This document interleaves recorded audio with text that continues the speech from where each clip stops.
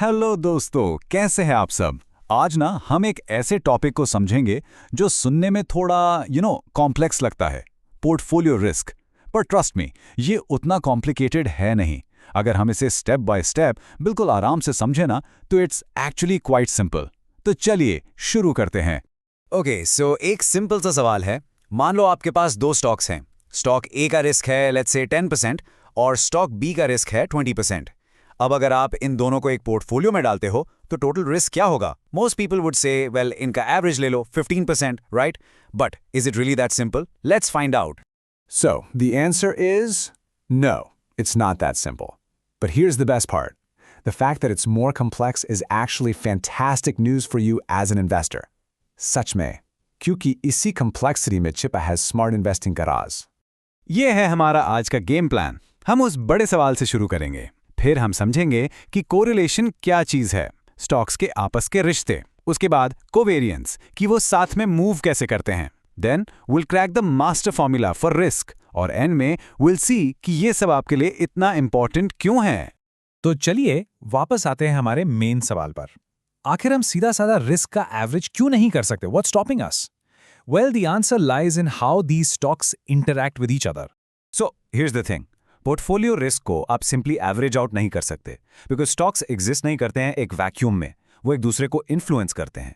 एक का ऊपर जाना दूसरे को इफेक्ट कर सकता है। वो एक टीम की तरह है जहां हर प्लेयर का गेम दूसरे पर असर डालता है। और इस इन्फ्लुएंस को समझने के लिए हमें इस मिस्ट्री का पहला क्लू सॉल्व करना होगा, और वो क्लू है कॉरेलेशन।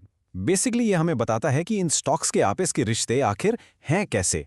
तो what exactly is this correlation? सोचो, ये एक नंबर है जो दो चीजों के बीच के रिश्ते की स्ट्रेंथ बताता है। हमारे केस में दो स्टॉक्स के बीच। सिंपल भाषा में, क्या वो बेस्ट फ्रेंड्स हैं जो हमेशा साथ घूमते हैं, या एक दूसरे को पसंद नहीं करते, या फिर उन्हें एक दूसरे से कोई फर्क ही नहीं पड़ता? और ये पूरी कहानी एक छोटे से नंबर में छिपी है जिसे हम R कहते हैं। इसकी वैल्यू हमेशा -1 से +1 के बीच ही रहती है। बस इतना सा रेंज, पर ये सब कुछ बता देता है। ये बताता है कि दो स्टॉक्स परफेक्ट पार्टनर्स हैं, एकदम ऑपोजिट हैं, या बिल्कुल अनजान हैं। Let's start with +1। इसका मतलब है परफेक्ट पॉजिटिव कॉरिलेशन। जब एक ऊपर जाता है तो दूसरा भी उसके साथ ऊपर जाता है। जहां तू वहां मैं। फॉर एग्जाम्पल सोचो, गर्मियों में एसी की सेल्स। जब एसी की सेल्स बढ़ती हैं तो इलेक्ट्रिसिटी कंजम्पशन भी बढ़ता है, right? They just move together. अब आते हैं इसके ऑपोजिट, -1। ये है परफेक्ट नेगेटिव कोरिलेशन। मतलब जब एक ऊपर जाता है तो दूसरा ठीक उसके उल्टा नीचे जाता है। सोचो, बारिश के मौसम में छाते की सेल्स बढ़ जाती हैं, लेकिन सनग्लासेस की सेल्स गिर जाती हैं। एक का फायदा, दूसरे का नुकसान। सिंपल। और अगर कोरिलेशन 0 है तो इसका सीधा मतलब है कि इनके बीच कोई कनेक्शन ही नहीं है। एक स्टॉक की मूवमेंट का दूसरे पर जीरो असर पड़ता है। वो अपनी अपनी लाइफ जी रहे हैं, completely independent.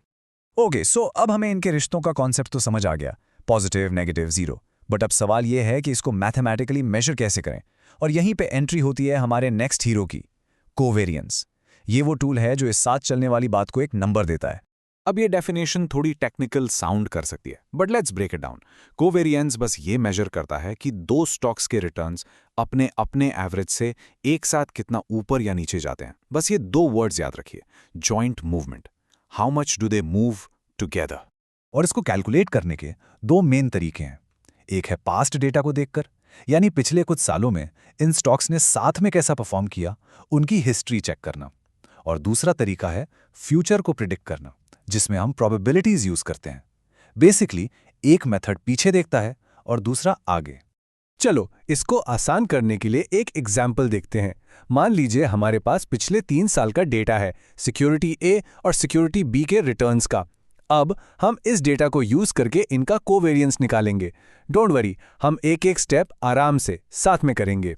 Okay, calculation time. Step 1, दोनों का एवरेज रिटर्न निकालते हैं। सिक्योरिटी ए का एवरेज है 30 + 18 + 42 divided by 3, which is 90 by 3, so 30%। Easy. Security B का एवरेज है 20 + 10 + 12 divided by 3, which is 42 by 3, so 14%. Simple enough? अब स्टेप 2 और 3 हम हर साल का डिविएशन निकालेंगे और उन्हें मल्टीप्लाई करेंगे। ईयर 1 स्टॉक ए का रिटर्न था 30, एवरेज भी 30, तो डिविएशन हुआ 0। स्टॉक बी का रिटर्न 20 था, एवरेज 14, तो डिविएशन हुआ +6। सो 0 times 6 is 0.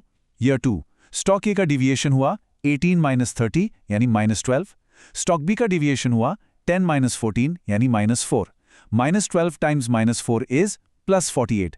ईयर 3, स्टॉक ए का डिविएशन हुआ 42 माइनस 30 यानी +12. स्टॉक बी का डिविएशन हुआ 12 माइनस 14 यानी -2. सो 12 टाइम्स -2 इज -24. अब आते हैं फाइनल स्टेप पर. हम इन तीनों रिजल्ट्स का एवरेज निकालेंगे. तो 0 + 48 - 24 डिवाइडेड बाय 3, ये हुआ 24/3. And we get a covariance which is 8. Brilliant! तो अब हमने पजल के सारे important pieces, correlation and covariance collect कर लिए हैं. अब टाइम है इन सबको एक साथ जोड़ने का और मास्टर फॉर्मूला को डिकोड करने का. रिस्क का पूरा हिसाब इसी एक फॉर्मूला में छिपा है. Okay, so there it is. ये है वो फॉर्मूला. आई नो पहली बार देखने में थोड़ा स्केरी लग सकता है. It looks complicated, but the good news is इसके सारे पार्ट से हम ऑलरेडी मिल चुके हैं. Let's break it down together. Let's see. W का मतलब है वेट, यानी आपने स्टॉक ए और स्टॉक बी में कितना कितना पैसा इन्वेस्ट किया है. सिंपल. फिर है ये सिंबल सिग्मा स्क्वायर्ड. इसे कहते हैं वेरिएंस, जो बेसिकली स्टॉक के इंडिविजुअल रिस्क का मेजर है. और आखिर में COV_AB. ये तो हमारा दोस्त है, कोवेरियंस, इनका साथ साथ चलने वाला रिस्क. देखा, it's not so scary now, is it? And now for the magic. याद है हमारा ओरिजिनल सवाल? स्टॉक ए का रिस्क था लेट्स से 8% और बी का 10%. सिंपल एवरेज होता 9%. लेकिन जब हम सारे नंबर्स, वेट्स और हमारा कैलकुलेटेड कोवेरियंस 8 इस फॉर्मूला में डालते हैं, तो आखिर में हमारा पोर्टफोलियो रिस्क कितना आता है? जस्ट 6.84%. This is amazing. सही तरीके से स्टॉक्स को कंबाइन करने पर आपका टोटल रिस्क इंडिविजुअल स्टॉक्स के एवरेज से भी काफी कम हो गया. This is the power of smart diversification. So we did all this math, we understood these concepts, पर आखिर में इस सब का आपके लिए, एक इन्वेस्टर के लिए क्या मतलब है? What's the real world benefit? And here we come to the most important takeaway of this whole discussion. असली डाइवर्सिफिकेशन का मतलब सिर्फ अलग अलग कंपनीज के स्टॉक खरीदना नहीं है. इसका असली मतलब है ऐसे एसेट्स को कंबाइन करना जिनका आपस में कोरिलेशन या तो कम हो या फिर नेगेटिव हो. It's about finding partners who don't always run in the same direction. यहीं इस पूरी नॉलेज की पावर है. जब आप कोरिलेशन को समझ जाते हो तो आप एक ऐसा पोर्टफोलियो डिजाइन कर सकते हो जहां एक स्टॉक का रिस्क दूसरे के रिस्क को थोड़ा कैंसिल आउट कर दे, बैलेंस कर दे. इस तरह से आपका ओवरऑल पोर्टफोलियो रिस्क नीचे आ जाता है, often without having to sacrifice your potential returns. And that, my friends, is smart investing. तो अब जब आप पोर्टफोलियो रिस्क का ये राज जानते हैं, क्या आप अपने इन्वेस्टमेंट्स को एक नए, एक मोर इंटेलिजेंट पर्सपेक्टिव से देखने के लिए तैयार हैं? ये नॉलेज एक सुपर पावरफुल टूल है. Use it well. Think about it.